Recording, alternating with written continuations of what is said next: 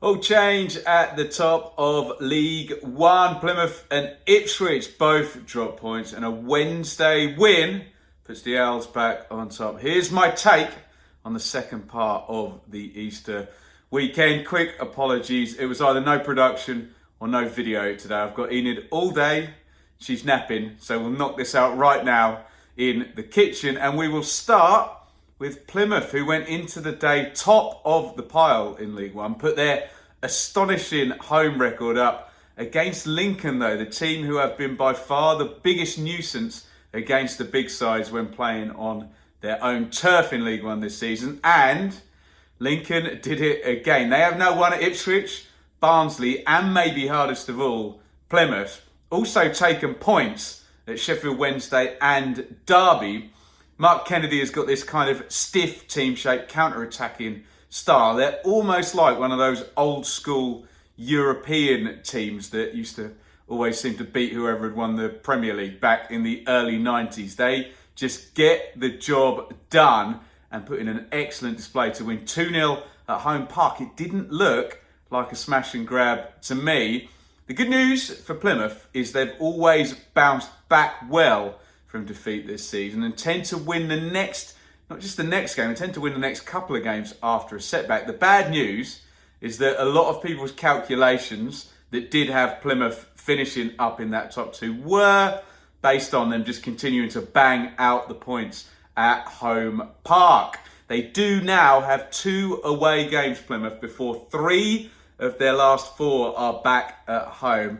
I reckon Plymouth are going to need to stay in front going into those 3 games, and then they will really fancy their chances.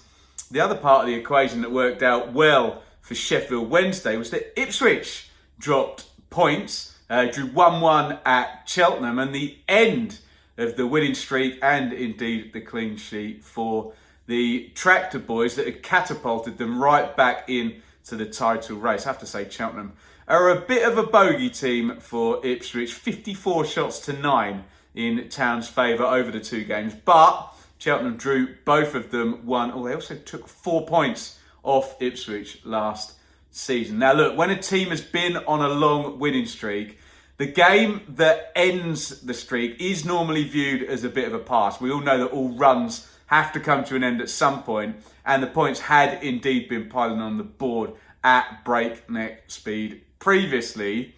Ipswich are at home now twice before a nasty back-to-back Saturday-Tuesday against Peterborough and Barnsley. So I would suggest Ipswich are going to need to take 6 points from those 2 home games.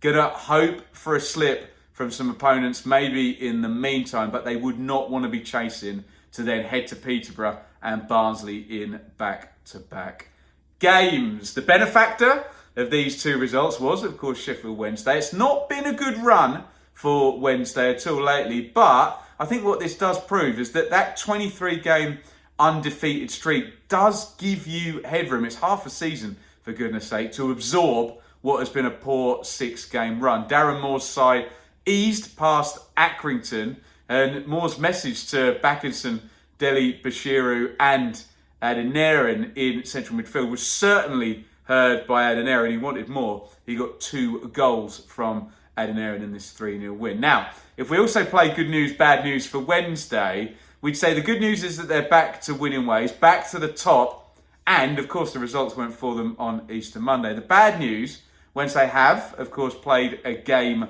more, and now back-to-back away trips for them. But given the tension at the top of the table at the moment, I would subscribe to the you would rather have points on the board than the game in hand cliche. I'm sure, would they? You tell me in the comments, would Ipswich and Plymouth swap places having played a game more, but being at the top of the table at this late stage in the conversation? Barnsley, well, they're still having a lovely old time at Oakwell. They made up points, of course, on Ipswich and Plymouth by beating Shrewsbury. A bit of a bad-tempered one, that one. The gap to the top 2 is 5 points. If they can get that down to 3 by the time April the 25th they play on that Tuesday night against Ipswich, it gets very interesting. We've kind of got Barnsley a little bit out on their own at the moment, but for them to get back into it, need to get within the 3 points and just throw themselves back into the race.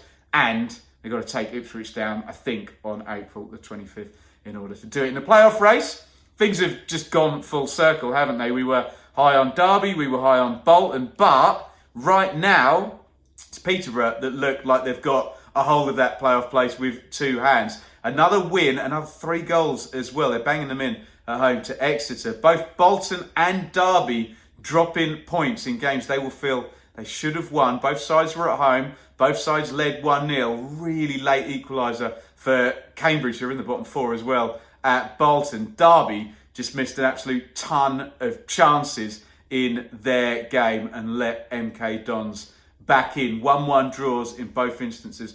Not massively helpful. So in conclusion, look, I've come on here many times this season and I've had a theory as to where the momentum was. Oh, it's going to be Plymouth. It's going to be Sheffield Wednesday. Ipswich are coming fast. It's going to be these 2. It's going to be these 3. We're back to a 4-horse race.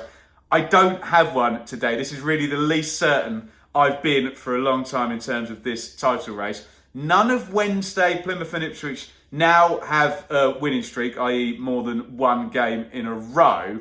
And Wednesday are top, but they've faltered lately and have played a game more. Plymouth are back in there now, but they now go away twice and they've not been as good away as they have at home. Ipswich had looked superhuman in the last 8 games.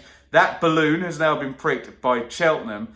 Barnsley are looking to lever themselves back into the race. It looks very, very hard to call. It almost makes me want to go back to the fixture difficulty argument, which we've said from way before the running even started, does skew towards Sheffield Wednesday and Plymouth, with Ipswich having those 2 hard away games in 2 games' time, when I may well have a completely different theory about this one at all. I have no earthly, but it does feel now a little bit like he who manages the tension the best and makes the least mistakes is going to be the one. It could literally be the odd draw here, a strange home defeat here, and you drop behind and you cannot get back past. There is not enough road left. Let me know who you think that might be down in the comments. Remember, as always, let's have a little deeper thinking than just automatically tipping the team you support. That helps us have a much more